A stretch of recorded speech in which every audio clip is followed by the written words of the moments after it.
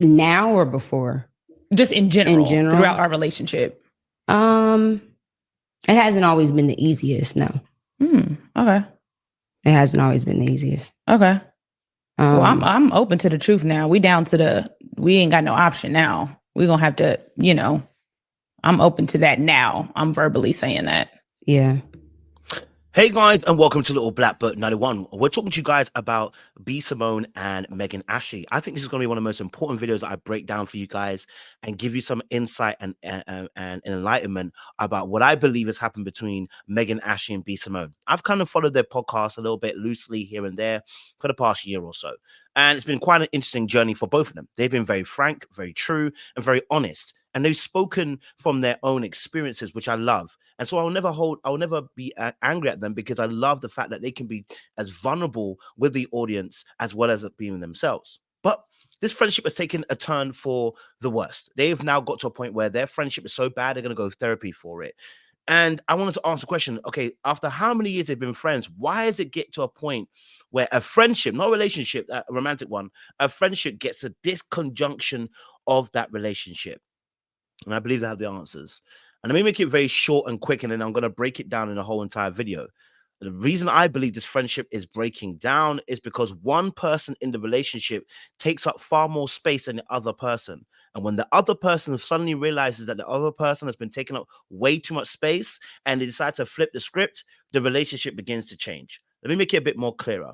From what I can see, I see B. Simone as somebody who's a dismissive, avoidant type of attachment style. And I see Meghan Ashley as somebody who is a bit more of the person who's anxious avoidant. If you know anything about those two attachment styles, the two of them trigger each other. The avoidant person is consistently trying to keep distance emotionally from the other person and keep themselves independent. The anxious person is always chasing the avoidant, because as they pull away, they want to get closer to the other individual.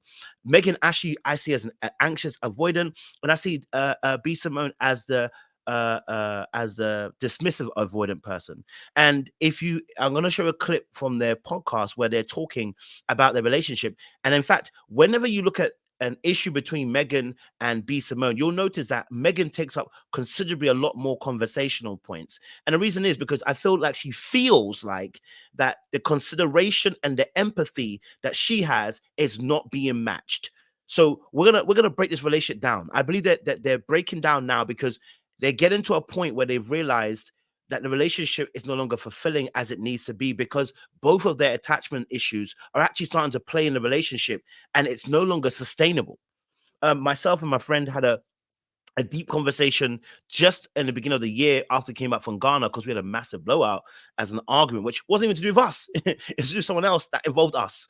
And when we finally had this conversation, we both got to a point where we realized she's anxious avoidant, I'm dismissive. And actually, the way I read certain situations between the two of us, I read it in a dismissive perspective. She read it in an anxious perspective. I felt controlled, and she felt like I wasn't taking her into consideration and her feelings. And I was like, wait, hold on a minute. That's not how I feel. She's like, hold on a minute. That's not how I feel.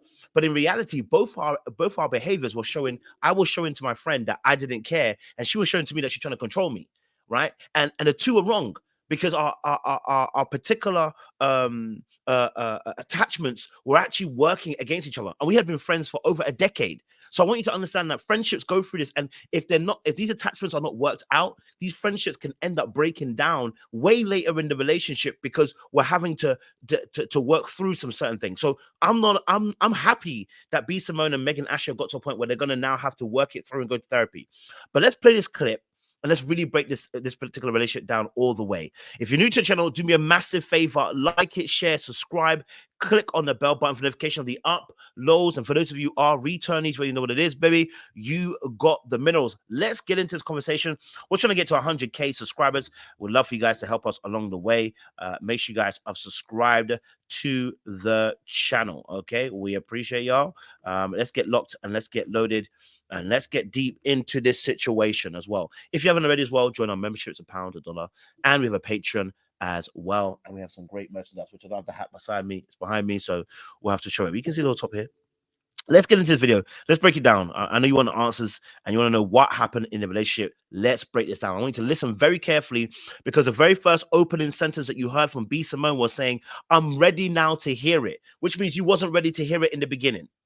Let's start there, right? She wasn't ready to hear what was going to be said about the friendship, because she had already moved on. Dismissive people are very avoidant when it comes to emotions and emotive conversations, right? Or at least they take out the emotion of the conversation. And what happens is they come off nonchalant, and they come off not caring. And when you listen to B. Simone, she is in a better place than Meghan Ashley. When you hear her talk, there isn't much emotion from B. Simone. She's like, well, it's a business relationship. That's what I want. And you hear the emotion from Meghan Ashley, where she's like, how can you just be, she's like, I don't feel like it's been handled well. How can you just be so almost saying, how can you be so nonchalant about the situation? We've been friends for so long, and yet B. Simone's comfortable. Why? Because she's a dismissive, avoidant, and it's an anxious attachment style, right? Let's go. Yeah, I think, like I said, I think when you realize some hard truths about yourself, and that's already a hard thing to deal with in general, just like being open and honest about you, and then having to be open and honest when there's so much uncertainty, that's a little bit uneasy. That doesn't always feel good. Pause there again. Did you hear what Ashley said? Just to quickly clarify, I'm reason why I'm breaking it down. I want you to understand what's happening here. She speaks about, says, oh, there's so much uncertainty. Now, that could be in terms of communication, but this is classic anxious attachment style kind of communication, where they say things are uncertain. Why? Because the anxious person wants certainty. Because what happens to the anxious person is that as a person pulls away from them, they start to feel anxious. So they start to run and chase the person, because they want to feel loved and cared for. Whereas a dismissive person goes, if you don't want it, I'm gonna separate myself. I don't need your ass, right? And they become super independent. And so the uncertainty also is about communication and where they stand, but it's also about where the relationship actually is. She doesn't feel comfortable where the relationship is, because for B. Simone, she knows where she is. She's independent now. Okay, well, if this is how it is, then I'm going to go about my business and make it business. For Meghan Ashley, again, once more, it's become emotional, because she wants her friend to get close again. There's been some distancing, and that's making her feel anxious. Even though it's necessary, it just isn't easy. You're saying uncertainty as far as where we're standing? Yeah. It just feels very uncertain. Really? Yeah. Even with like me saying, this is how I feel, this is like being very upfront with that? As far as what? Our conversations and stuff. Like, do you feel like I'm not clear when we have dialogue on where I stand? Or I feel like, without trying to divulge too much, I feel like in recent conversations, you've been very clear about wanting a business relationship only. Right. So now, this is very painful hearing this, that you've had a long-standing friendship, you're in a podcast together, and let's keep it a buck, let's keep it 100. The moment somebody says, I want to keep it business only, yes, you are disregarding the relationship. The natural inclination of the other person is to say, well, you want it to be business only? We've been friends for so long. It's impossible to just be business only. I was your friend first before we started to do business. And actually, what people don't realize is the difficulty of going into business with a friend. It can be very tricky, because a business relationship is close to being a personal relationship, but it's very different, right? Because there are different rules that exist within that place. It's less about emotions and more about the business, right? And we sometimes have to do things that are right for the business that might not necessarily be right for the personal relationship that we have, because business comes first. Money talks. And so sometimes I can see that with B. Simone, just because of her history and the way she's done business. Listen, money talks. It comes first. So this friendship, I'm willing to put it aside a little bit in order to make the business work. Because for me, I've got a goal and I've got to focus. And when a dismissive, avoidant person's got to focus on a goal, they take all emotions out of the situation and they go towards the goal. But Meghan Ashley is an anxious, avoidant kind of person. She wants the emotions to be involved in the situation. She wants to feel like she's cared about. She wants to feel like she's appreciated. And actually, when you listen to another video, which I'm going to play for you guys after this one, you're going to hear that Meghan Ashley actually already had issues with B. Simone because of the expectations that weren't met through the friendship and the lack of empathy and consideration that B. Simone had.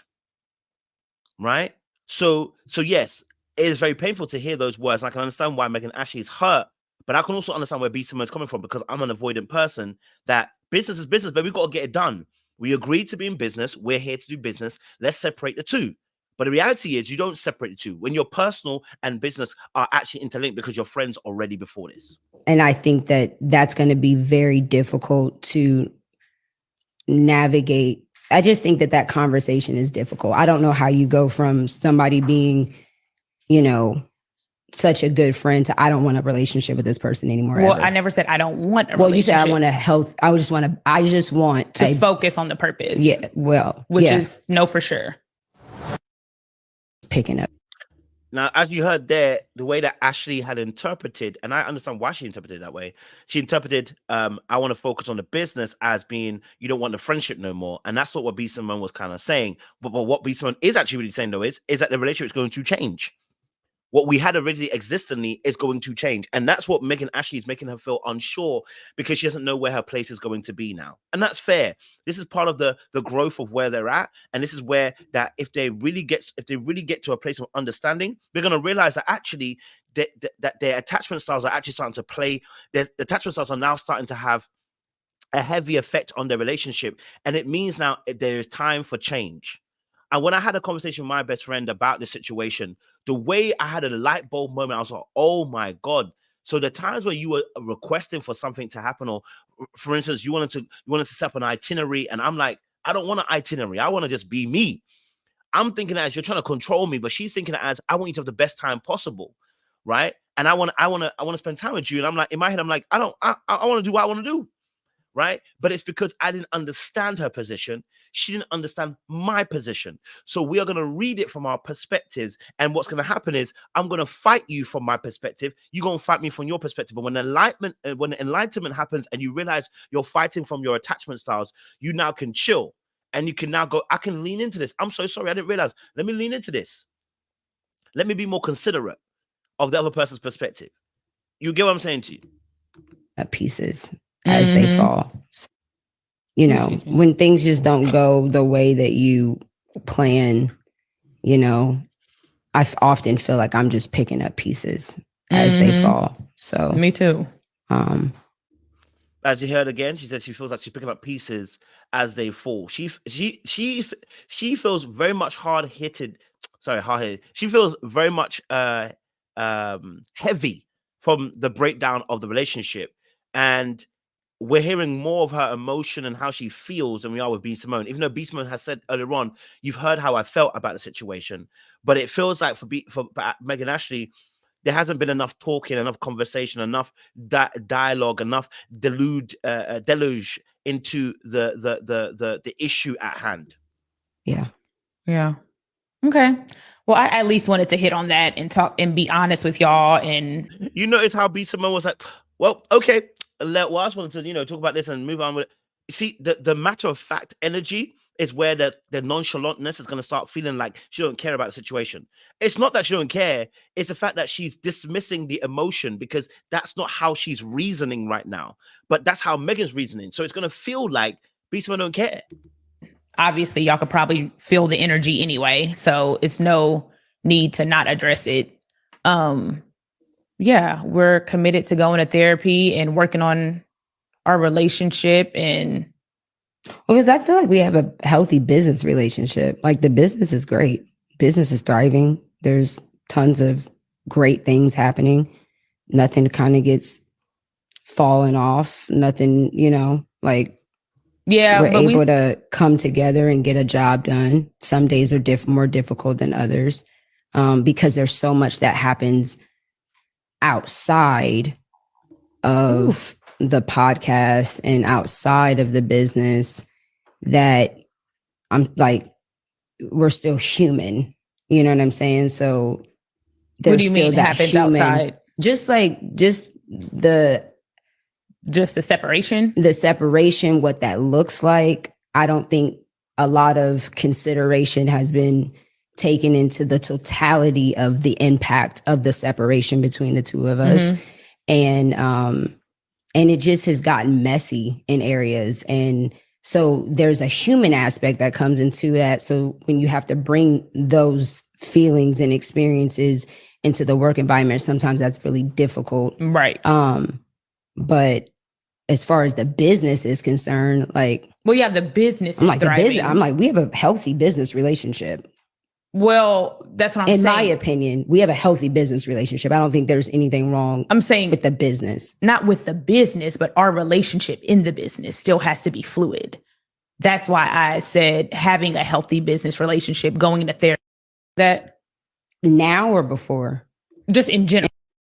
So their particular relationship, like as I said, they are a point where they are in a point of their relationship where they're trying to figure out how to heal their friendship whilst also doing business. And that's why I guess why the podcast has come into an end for now, because they need to heal that friendship up, and it's affecting the business, at least for Meghan Ashley. Is like she can't take the emotion out of coming into work that day, and that is normal. That is human being behavior, and I'm not against that. Now, I think what's key, I want to play another video really quickly concerning B. Simone and Ashley, and you'll see what I meant by their relationship. So just let me play this clip here, and you're gonna listen to this. It was good. Oh wow, you considered me.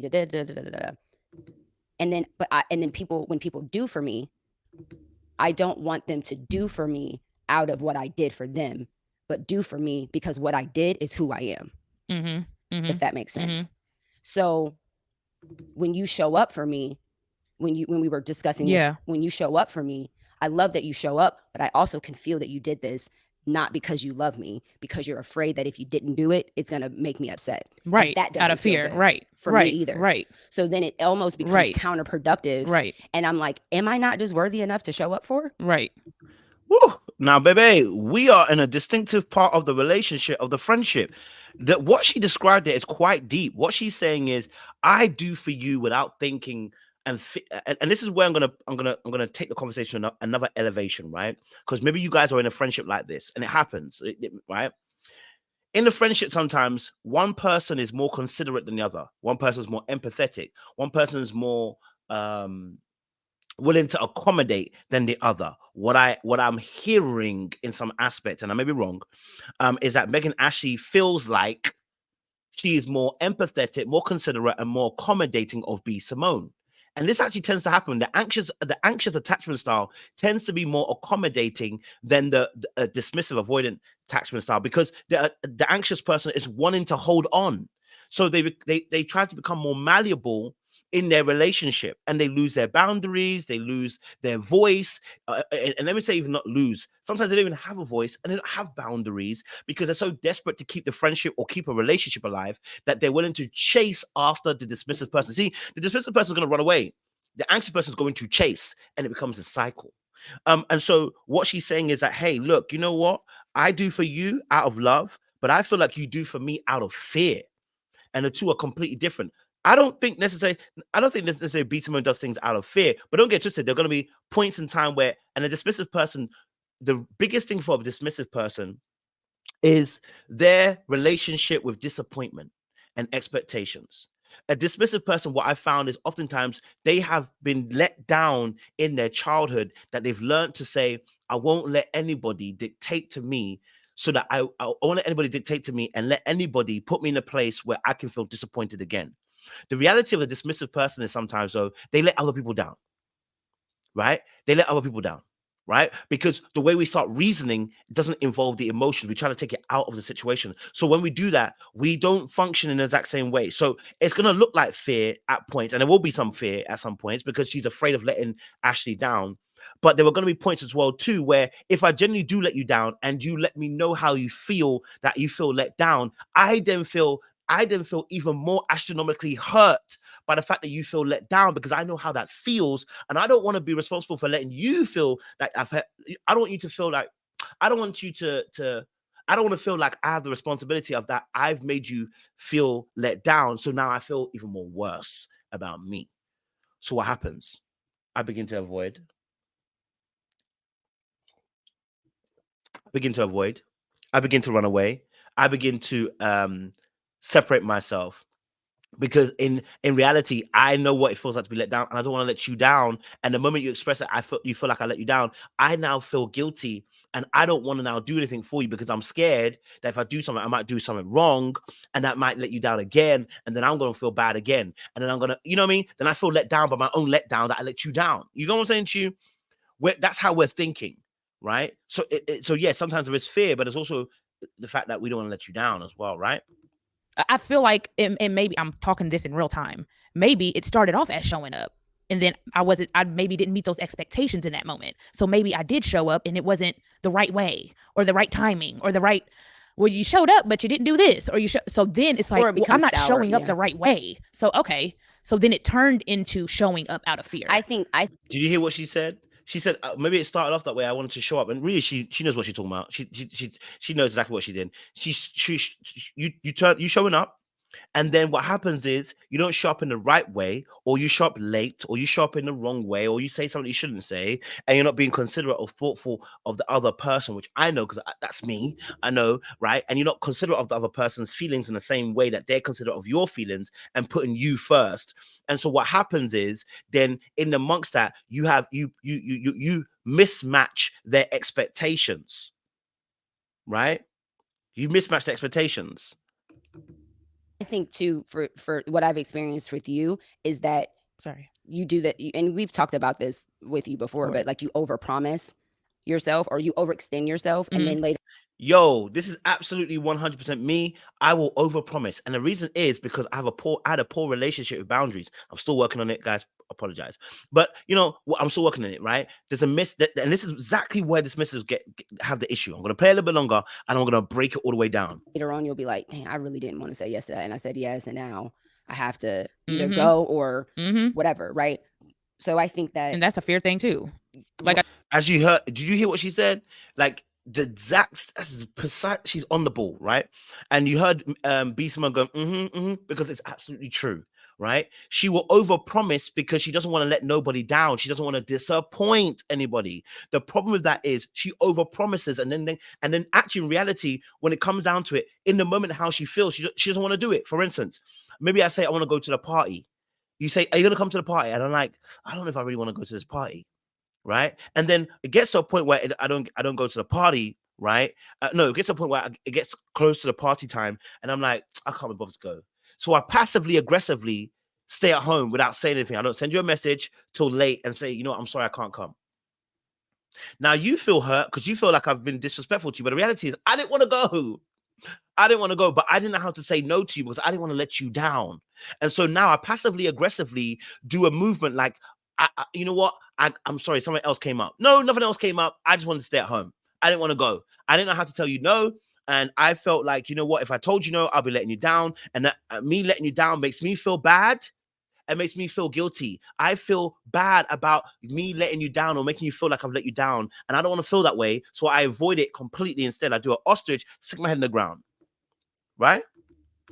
I said, a boundary, scared to say no, you know, right. And I'm realizing that's okay. Expectation. Don't set an expectation for me and then not do it. And then if I say something, then you feel bad and then do it. And then it's like, it almost becomes sour. I'd rather you just be like, no, like I can't make it, or yes, or no, or do you need me to come? Do you want me to come? Because I plan to do this, but whatever. I think for me, that's a childhood thing of expecting something or having an expectation of something and then being let down. Yeah. So that's why I'm like, just don't tell me you're going to do anything. Just say, you know, I'd rather you just not than to say, yeah, I'm going to do it and then not do it. And then when I say something, then I'm wrong for saying something. It's like, well, you said you would do it. I have a question about that in real time. Yeah. So like, it's interesting because, and then the dismissive person will feel hurt by you questioning them, because what they feel like is you're questioning them as a person. When in reality, what you're questioning is their behavior. And reality is, they didn't want to say yes in the beginning, right? They wanted to say no. They didn't know how to say no. They don't know how to communicate no, and they're afraid of letting you down. So then what happens is this nasty cycle, because then now you're frustrated by me because I wasn't honest about how I truly felt, and then you're gonna come and say, hey, I feel hurt by what you done, and then I'm like, okay, rather than taking accountability, I run away, or I dismiss what you said, or I try to deflect, or I almost gaslight the situation, be like, well, you know what, you did this, instead of just being able to sit in it, because sitting it would mean then have to face myself in that moment and go, okay, so why am I doing what I'm doing? That would mean change of behavior. I would need to be ready for that. And listen, let me be real with you. I had another conversation with another friend about this, because I was doing the exact same thing. It's like I disappear, and then I struggle to keep the consistency, or we say we're gonna do something, and then it gets to a point that I can't bother to do it, and I'm just like, I can't bother to do it. And rather than communicating, I just kind of dodge it. You know what I mean? And the person held me to the fire, and they really did me, And I said, look, I'm wrong. I'm wrong, and I'm sorry. But it's like it's happened twice now, so it's like, oh. And so then you feel bad because, again, you have a bad relationship with perfectionism, because, again, you don't want to let people down. So when you do let people down, you start beating yourself even harder. You're even more overcritical of yourself, and you feel like a nasty piece of work. So then you don't want to get close to people because you feel guilt, shame, and disgust over yourself, of your own behavior as a dismissive person. So then you don't want to engage with that person because you know that you didn't do what they wanted you to do. Man, it sucks sometimes. I can't lie to you. Do you feel like I've done that recently? Or I'm still working through that? I still do that? I feel like, because I know when you brought that to my acknowledgement a while ago, like that was something I was super aware of. Yeah. But I feel like, I don't know. I feel like the people that you're the closest to. If you look at her body language, she's struggling to say this conversation. It's still real. It's still happening. It's still happening. It's still happening. The behavior is still happening. Clearly, it's still happening. I know, because I'm a dismissive person. It happens still. It's still happening because she's struggling to even answer a question. Is it something that's still happening? Yeah. And Meghan's also got an issue in terms of how she also delivers, because she's trying to keep the relationship. So it's not going to be very direct from her, right? But it's going to be more direct from a dismissive person. It's funny because now she's struggling to say yes. It's yes. Because you looking down, you touching your top, your bottoms. It's a struggle. Word that. I feel like I've experienced you do that in different ways, like kind of set an expectation. Mm-hmm. Like, for example, when we say like something minor, when we say like, oh, we're gonna be lit, we're about to do this, we're about to do that, and then be like, I'm tired. Like little stuff like that. Like I know that I experienced that from you, and I know that I've experienced you do that with with other people. So I think that that's a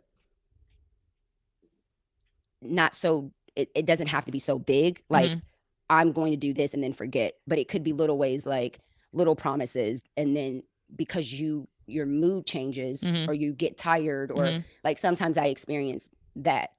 Like, and I'll be very honest with you. The difficulty about this is, as a dismissive person, our mood does shift. It changes, and usually we're quite consistent, but it does shift. And so, unfortunately, it shifts because and a mood is actually based on our experiences. So moods can actually be changed. We're slaves to our mood because we are slaves to our experiences that we had as children. And what we really need to be honest about is actually the mood is as a result of the experience that you've had in your childhood that is starting to replay itself, and we're not being aware that it's replaying, and then it's beginning to formulate a feeling and then a lasting mood. So, for instance, let me give you an example. Like, let's say we want to go out to, and actually, this happened in Jamaica, actually, and I didn't even realize it was happening at the same time, right? No, actually, it's slightly different, actually. Let me not talk about one because it's slightly different. I want to make it very specific situation. I think, let's say, for instance, someone's invited me to a birthday, whatever, right? And I'm like, yeah, I'm ready to go. Let's do it. And then it gets closer to the time, and maybe there are other things that are happening. Maybe your money is short. Maybe, families issues are happening, or maybe there's some other things that are going on, and because you've not shared the burden throughout the time between that point A and point B, you have done this solo, because dismissive people are very independent. You've done it solo. the weight of those experiences that you've been having in the last few days, months, weeks, whatever, have begun to weigh on you. And because you are such an independent person, you didn't reach out to anybody. You didn't speak to nobody. You didn't offload to anybody. And what's happened is it gets to somebody's, for instance, someone's birthday, and you say you're going to go, and then the mood shifts and changes because the onslaught of the experiences that you've had in the past few days or weeks or whatever you've been thinking about now suddenly sinks in. And as it sinks in, your mood changes. And now you become a slave to your mood because you've not offloaded, and suddenly you're like, I don't want to go. But because also you're not very assertive in your communication, what you're gonna do, you're gonna be passive aggressive, or you're gonna, maybe you will say it, but now you let the other person down. That's the truth. That's reality. Your experiences suddenly creep up on you, and your mood feels like it flicks and changes. So, because remember, we're not very good at regulating our emotions anyway. We're dismissive of our emotions. So now, instead of actually facing what you're feeling at that precise moment, you put it on the back burner. I'll deal with it later. I'll deal with it later. I'll deal with it later. I'll deal with it later. You never deal with it. And then it pops up, and then you let somebody down. That's just the reality of the situation. That's their friendship. And now that letdown has got to a point where it's dysfunctional and destructive to the friendship, right? And I can guarantee that B. Simone has separated herself from the friendship because she herself knows that she's doing something wrong. And I say separate because they're going for therapy for it. So, they're working it through. But, you start to separate yourself because you start feeling bad about your own behaviors, right? You feel like you can't match. You feel like you're never good enough. You feel like you're not on their level, or you might take offense easily to something they said to you because you're already wounded from the attachment style. But that's a half an hour breakdown. I don't want to go to, you know what, if something else pops up, I'll go deeper again. But I do want to leave it on this particular video. And I'll say this because I think this is a really key video. So I'm going to leave it on this video. I want you just to listen to this. If you're an avoidant person, this is paramount for you. Listen to this, because this is what I felt B. Simone did. She snapped. I want you to listen to this. I would say for anyone listening who's feeling really stuck, going deep on attachment theory is one of the #1 things that you can do to really understand yourself, understand your past patterns, understand who you've been attracted to and why it isn't working. And so there's a lot of great relationship science out there, but this might be the #1 thing that I want people to take away. Let me describe what happens when you're avoidant attached. So first, there's a trigger. So the trigger might be that you go out with somebody on Saturday night, you have a great night, they sleep over, and Sunday morning, you wake up and you're just ready to do your thing, but they're still there. So you feel triggered by the fact that they're still at your house. Then you do something called deactivating strategies. So these are thoughts or feelings that push them away. So it might be like, oh my God, it's 10 o'clock and she hasn't brushed her teeth yet. When is she going to leave? Oh, is she going to be here forever? And then you start thinking about flaws in that person. Well, this is wrong with her, or that is wrong with her. And there's all these things that are subtly pushing her away from you. And then you do a protest behavior, which is sort of snapping or just saying something like, okay, I called your Uber. And I feel like many of us have had that situation where you think things are going well with somebody, and then all of a sudden they're like, the Uber's here, and you're like, oh, so you're kicking me out. And it's so interesting because it's like the other person has no idea what's going on for you. They feel like you just had a great date, and they're like, great, let's go out to the diner for breakfast. And instead that person is like, I will never have my life back. You are taking over my world. You're really blushing. And so what an avoidant attached person can do, let me give a few tips for them. So one of them is being really clear about what you want. And so it's absolutely fine if you want the person to leave, but saying something like, hey, I had such a great date with you. I have a big week of work ahead of me, and so I want to get started, but I will call you again soon. And so just asking for what you need. Another thing is overriding the flaws that are become so obvious to you. So there's a really interesting thing called the negativity bias.